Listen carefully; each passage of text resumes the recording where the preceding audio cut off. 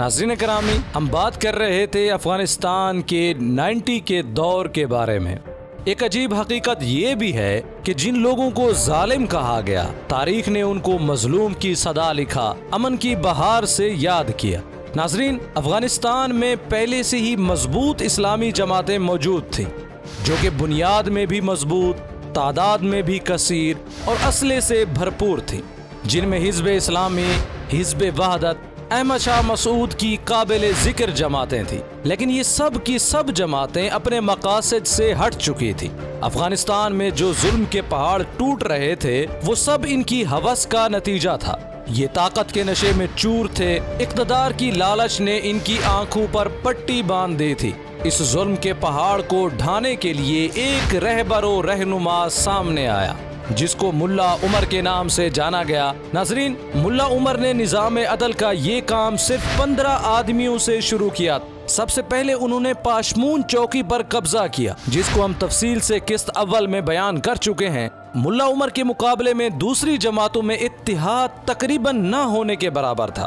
कोई काबुल पर काबिज था, तो कोई हरात पर, तो कोई हिलमंद पर। अलगर्ज हर कोई अपनी मुनफरिद हुकूमत बनाने के चक्कर में था। नाज़रीन, हिज़्ब इस्लामी उस दौर की सबसे बड़ी जमात समझी जाती थी, चुनांचे उसने काबुल पर भी कब्जा करना चाहा। मगर उस दौर के सदर रब्बानी ने अहमद शाह मसूद से मिलकर मंसूबा बंदी की। अहमद शाह मसूद बहुत शातिर किस्म का इंसान था।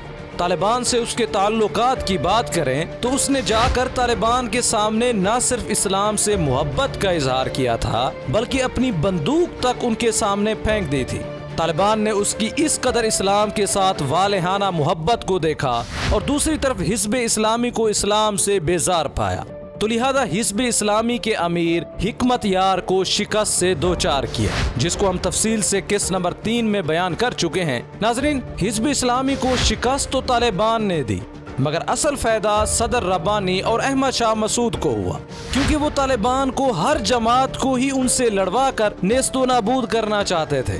चुनांचे अब की बार उनका मंसूबा तालिबान को ही खत्म करने का था, जबकि तालिबान अहमद शाह मसूद के इरादों से बिल्कुल बेखबर थे। नाज़रीन, इसके बाद की कहानी हिज़्ब वहदत की कहानी है। हिज़्ब वहदत जमात का सरबरा अब्दुल उला मिज़ारी था, जो कि एक शिया लीडर था। अब्दुल उला मिज़ारी ज़ाहिरन काबुल पर चढ़ाई करने के लिए आगे बढ़ा, मगर यकायक अजीब हालात रोनुमा हुए। वो ये कि अब्दुल उला मिज़ारी ने तालिबान को सुलह की दावत दी कि तालिबान सालिस बनकर उनके दरमियान सुलह कराए और हिज़्ब वहदत का असला भी तालिबान जमा कर ले।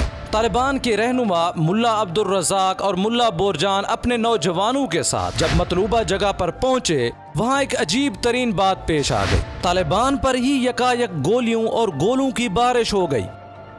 नाज़रीन, अब इस संगीन सूरत हाल से तालिबान कैसे निकले? तमाम जमातें तालिबान के खिलाफ क्यों जमा हो गई थी? तालिबान ने पहली मर्तबा फिजाई ताकत कैसे हासिल की? कंधार तालिबान के हाथ से कैसे खिसकने लगा था? अब्दुल उला मिज़ारी का क्या अंजाम हुआ? अहमद शाह मसूद का राज कैसे खुला? नाज़रीन, इन सब सवालों के जवाब अल निदा ऑफिशियल की आज की इस वीडियो में आप जान सकते हैं। नाज़रीन, हिज़्ब वहदत और अहमद शाह मसूद की लड़ाई में जिस तरह तालिबान को दावत दी गई, तालिबान पर गोलियों की बछाड़ हो गई। तालिबान इस गैर मुतवक्के हमले के लिए बिल्कुल तैयार न थे, लिहाजा उनकी एक खासी तादाद शहीद हो गई। कुछ इधर उधर निकल कर लापता हो गए। इस अफरा तफरी के बावजूद मुल्ला अब्दुल रज़ाक और मुल्ला बोरजान अक्सर तलबा को बाहिफाजत वापस ले आए। ये इंतहाई अफरा तफरी का आलम था। ये भी वाज़े नहीं था कि हमला किसने किया, हिज़्ब वहदत या अहमद शाह मसूद ने। हाँ, कुछ अरसा बाद इन दोनों की मिली भगत का राज जरूर खुल गया था, मगर अभी के लिए तालिबान अहमद शाह मसूद की चालों से बिल्कुल बेखबर थे।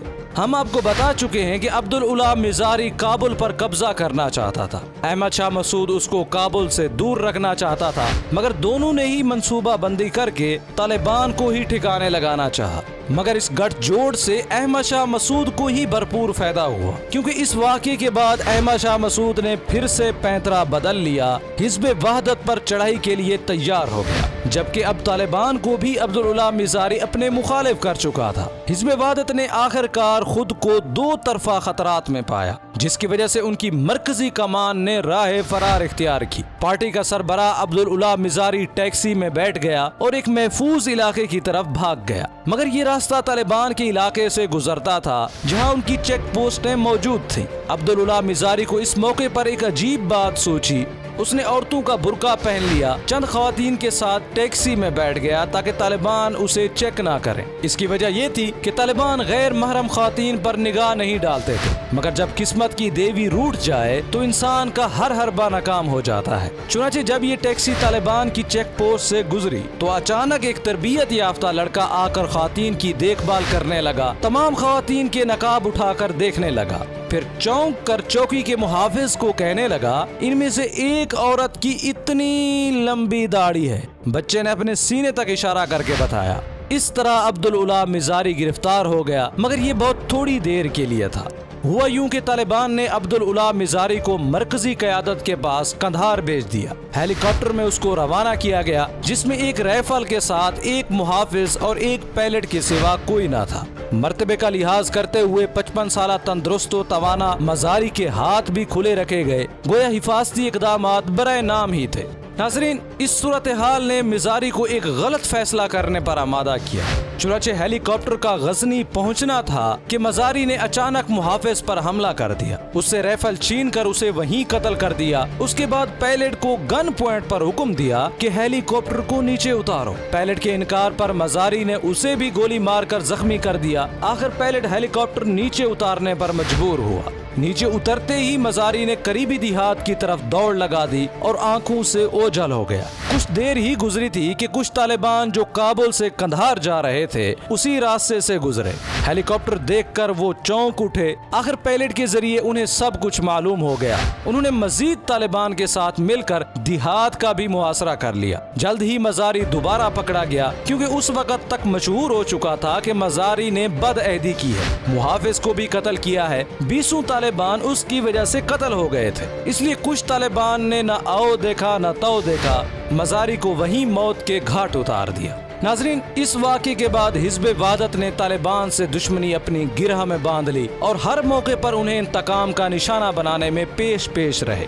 दूसरी तरफ मसूद अपनी चालों में कामयाबी पर खुशी से फूले नहीं समा रहा था। तालिबान की क़यादत ये बात न समझ सकी कि इन सब वाक़यात का असल जिम्मेदार कौन है, क्योंकि तालिबान मसूद पर बहुत एतमाद करते थे। वो उसको अहमद शाह अब्दाली का दूसरा रूप करार देते थे।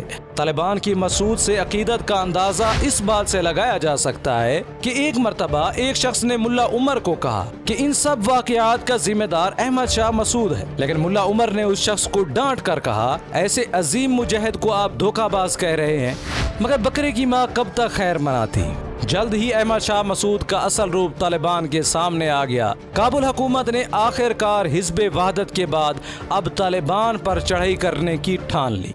ये 11 मार्च 1995 का वाक़या है। तालिबान पर अचानक एक और भरपूर हमले का आगाज हुआ। उन्होंने किसी किस्म की जंगी तैयारी नहीं की थी, हत्ता कि उनकी दिफाई लाइन भारी असले से खाली थी। नाजरीन, ये हमला जमीनी और फिजाई दोनों अंदाज से किया जा रहा था। तालिबान ने जमीनी हमले का तो जैसे कैसे मुकाबला कर लिया, मगर फिजाई हमले से सिवाय पसपाई के कोई रास्ता बाकी ना बचा। कम्युनिस्ट पायलट तालिबान को बम्बों का निशाना बना रहे थे। इस लड़ाई में तालिबान के कम अज कम 250 अफराद शहीद हुए, जिनमें अक्सरियत उलमाए कराम, हुफ़ाज़े कराम और कुर्रा की थी। मगर इस सब नुकसान के बावजूद तालिबान मायूस ना हुए। उन्होंने जल्द ही काबुल के करीब अपनी दिफाई लाइन मजबूत कर ली। ताहम अभी वो काबुल पर हमला करने की पोजीशन में न थे।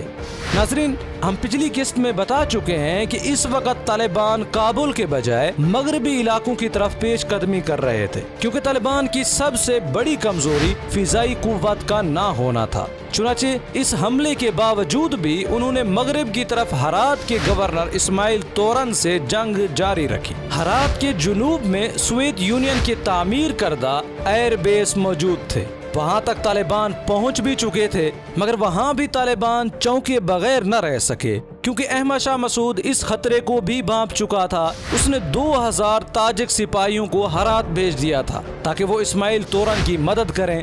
इधर से उन्होंने तालिबान पर हमला किया, उधर काबुल हुकूमत के तैयारों ने बैग्राम एयरबेस से परवाज करके तालिबान की खत्ते अव्वल पर अंधाधुंध बारिश शुरू कर दी। फिजाई कुव्वत से महरूम तालिबान इस हमले की ताब ना ला सके और शदीद माली और जानी नुकसान उठाकर पीछे हटने पर मजबूर हो गए। नाज़रीन, इसके बाद कई माह तक मगरिब की तरफ भी उनकी पेशकदमी रुक गई। इन हालात के बाद 1995 का मौसम गर्मा खामोशी से गुजरता जा रहा था, मगर इस खामोशी के पसे पर्दा एक तूफान जन्म लेने को था। अहमद शाह मसूद, इस्माइल खान तोरन, तालिबान तीनों अपनी अपनी जगह नए मोर्चे तैयार कर रहे थे। तालिबान को असले की जरूरत नहीं थी, क्योंकि उन्हें कंधार, गजनी, मीदान शहर और बोगर से असले के जखायर मिल चुके थे।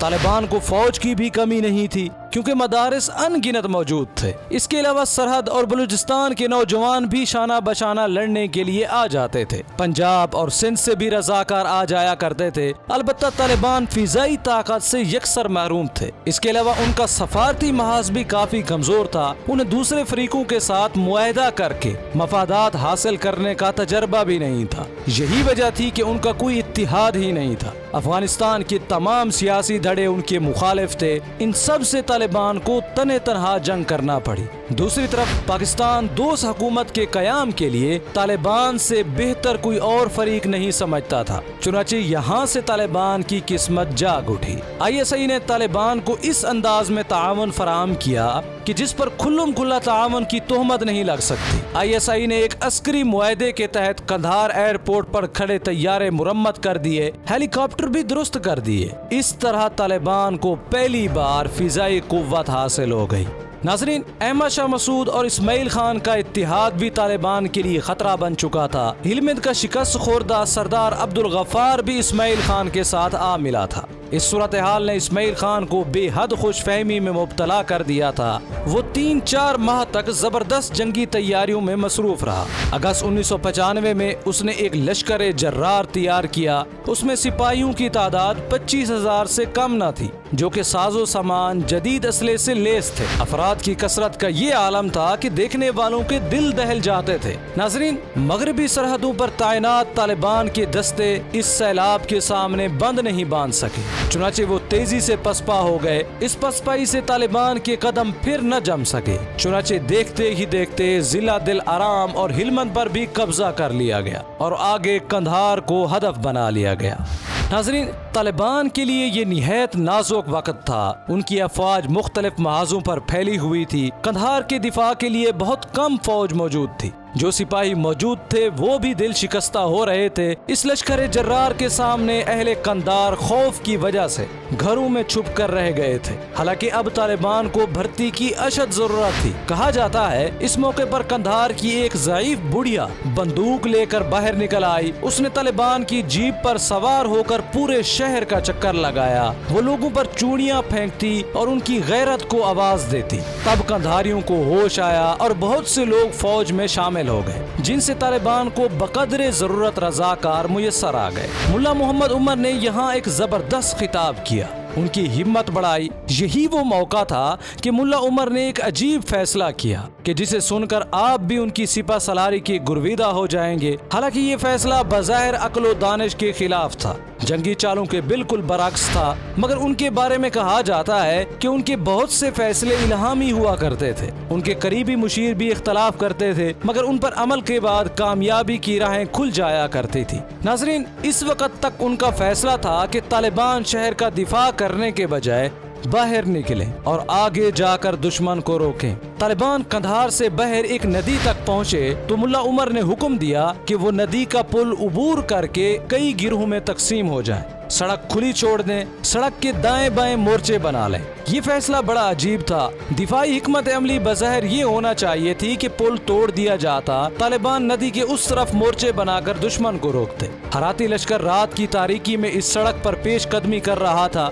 नदी के पार मोर्चे बनाकर तालिबान सारी रात दुश्मन के हमले का इंतजार करते रहे। उन्हें अपने अमीर के फैसले से इत्तफाक न था। वो बार बार कह रहे थे अगर हम नदी के उस तरफ मोर्चे बनाते तो बेहतर था, शिकस्त खाकर भाग सकते थे। यहाँ तो सड़क साफ है, दुश्मन दंदनाता चला आएगा, हम फरार भी नहीं हो सकेंगे। मगर तालिबान की इस मोर्चा बंदी से खुद हमला आवरों पर रोबदारी हो गया। वो इस तरह तालिबान को खुले मैदान में देखकर हमला करने से रुके रहे। उन्होंने ताज़ा दम होने और दुश्मन की ताकत का सही पता चलाने के बाद आगे बढ़ना मुनासिब समझा। तालिबान अगले दिन भी इंतजार करते रहे, मगर हराती लश्कर ने हिलने का नाम ना लिया। अगली रात मुल्ला उमर ने तालिबान को एक और अजीब हुक्म दिया। कहा कि वो दुश्मन के उस कैंप पर हमला कर दें जिसमें 25,000 सिपाही और फिजाई ताकत समेत तैयार खड़े थे। तालिबान ने अमीर के हुक्म पर लब्बैक कहा। रात की तारीकी में लोग ट्रकों में भरकर दुश्मन के पड़ाव की तरफ बढ़ने लगे। उन्होंने जासूसों के जरिए दुश्मन का कोड वर्ड भी मालूम कर लिया था और खुद को हराती लश्कर से मुशाबत देखकर उनकी तरफ बढ़ने लगे। इन इंतजामात के साथ तालिबान हल्की असले के साथ अचानक दुश्मन की फ्रंट लाइन पर हमला आवर होते हैं। हराती सिपाहियों के ख्वाबो ख्याल में भी नहीं था कि उन पर यूं अचानक हमला हो जाएगा। वो तो बेफिक्री के साथ सुबह सवेरे कूच करके शाम तक कंधार पर कब्जा करने के ख्वाब देख रहे थे, मगर मुसलसल फायरिंग और जख्मियों की चीखों पुकार से उनके ख्वाब टूट गए। आन के आन में उनकी फ्रंट लाइन टूट गई। यहाँ तालिबान ने कोड वर्ड का भरपूर फायदा उठाया। जब कोई तालिबान किसी हराती की जद पर आता तो कोड वर्ड पुकार कर आसानी से बच निकलता। बहुत से तालिबान ने अपने आप को अखवंदजादा या किसी और हलीफ कमांडर का साथी बताया और हराती लश्कर के बीचों बीच घुसने में कामयाब हो गए। इस तरह वो तमाम दिफाई लाइनें उबूर करके सीधे आगे बढ़ते चले गए। ये तरीका बेहद खतरनाक था, मगर इससे दुश्मन पर नफसियाती दबाव जरूर पड़ जाता है। यहाँ भी ऐसे ही हुआ। दुश्मन अपनी फिजाइया को हरकत में न ला सका, न भारी तोपों और न टैंकों को। जूं-जूं तालिबान आगे बढ़ते गए, हराती लश्कर के छक्के छूटते गए। तालिबान उनकी फ्रंट लाइन को तोड़ने के बाद बगैर रुके सफ बंदी के इब्तदाई हिस्से तक जा पहुंचे। अब लश्कर का कोई गोशा उनकी जद से महफूज न था। सिपाही, तोपें, टैंक और दीगर भारी असला वहीं छोड़कर अपनी जानें बचाने के लिए भागे भागे फिर रहे थे। गर्ज उस रात की बाजी पूरी तरह तालिबान के हक में रही। 23,000 सिपाही असले के अजीम अंबार छोड़कर यूं फरार हुए कि सुबह तक उनका कोई नामो निशान तक नजर नहीं आया, जबकि 2000 के लगभग तालिबान के हाथों गिरफ्तार हो गए। नाज़रीन, इस्माइल तोरन का क्या अंजाम हुआ? काबुल का मुहासरा करने से चहार असियाब इलाका तालिबान के हाथ से कैसे निकल गया? अमेरिका ने अफगानिस्तान में दिलचस्पी क्यों ली थी? इन दबे हुए हक़ाइक़ को जानने के लिए इस सीरीज की अगली किस्त का इंतजार करें। इस वीडियो के बारे में कमेंट सेक्शन में अपनी राय का इजहार जरूर करें। उम्मीद करते हैं कि वीडियो आपके इल्म में इजाफे का सबब बनी होगी। अगर ये वीडियो आपको अच्छी लगी तो इसे लाइक करें और शेयर भी कर दें। मिलते हैं एक नई वीडियो के साथ, तब तक के लिए इजाजत दें। अस्सलाम वालेकुम वरहमतुल्लाहि वबरकातुहू।